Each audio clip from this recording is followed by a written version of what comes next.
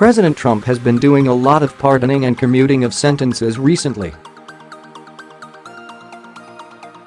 Rumors over Martha Stewart being next have circulated.But.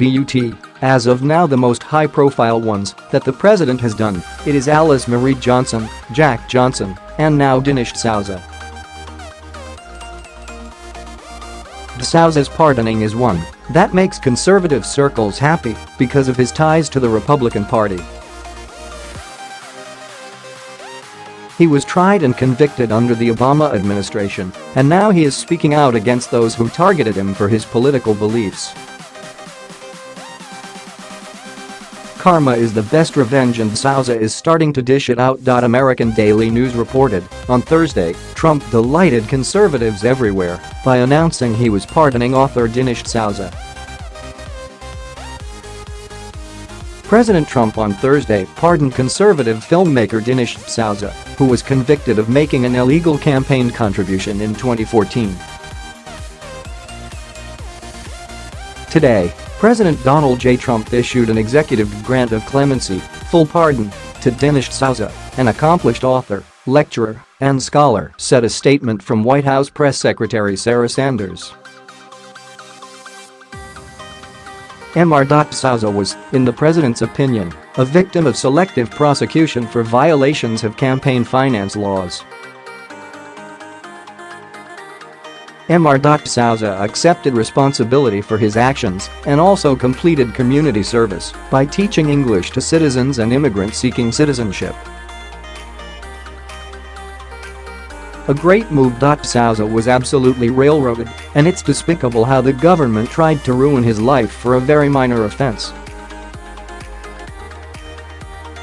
D'Souza's response to the pardon pretty much sums up the fact that his government failed him. Bharara served as the U.S. attorney for the Southern District of New York when D'Souza was charged with campaign finance fraud. D'Souza pleaded guilty in 2014 to a federal charge of making illegal campaign contributions to a U.S. Senate candidate, but he claimed he was forced to plead guilty by Bharara and other federal prosecutors. Bharara and his goons bludgeoned me into the plea by threatening to add a second redundant charge carrying a prison term of 5 years, D'Souza tweeted, responding to a tweet from Bharara. Trending, just in, Trump is opening up Obama's secrets record, will reveal what all of America deserves to know. Bharara is clearly not an honest person, and it's a good thing Trump fired him. It's also a good thing that Trump righted the wrong that was done to Dinesh. Trump has made a priority to undo as much of the Obama nightmare as he possibly can. That has manifested itself in a lot of different ways. Slashing regulations.Exiting the Iran Deal. And it has also been reflected in some of his pardons. Great day for the country.No doubt. The conservative commentator and filmmaker has gotten the last laugh, though, because he has exposed Bharara for his actions and ruined his reputation by speaking the truth. When speaking with Real Clear Politics, D'Souza admitted that the former prosecutor on his case tried to convince D'Souza's 20-year-old assistant to wear a wiretap to trap D'Souza into saying incriminating things. Fortunately for D'Souza, the assistant refused to do it and told the prosecutors to shove it. Much like D'Souza explained, the former prosecutor acted as though they were going after Al Capone when these types of crimes get slaps on the wrist. Which goes to show the corruption of the Obama administration. D'Souza is known as a filmmaker, an author who has become somewhat of a conservative cult-like figure with a large following whose work focuses mostly on historical and political documentaries and conspiracy theories.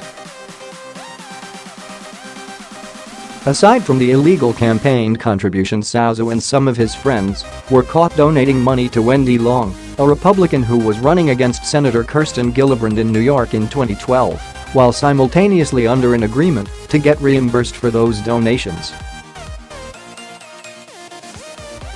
When he was initially convicted, he apologized for what he did, indicated that he deeply regretted his actions, and said that what he did was wrong. For his crimes, D'Souza was sentenced to 5 years of probation with an additional 8 months, where he would be required to live under supervision in a center of community confinement located in San Diego, California. Additionally, he was fined a total of $30,000, but President Trump saw the redundant and overly critical nature of the conviction for what it was, which is why he did not take too long to pardon D'Souza. He told reporters that he had mulled over the pardon for some time and gave it good consideration.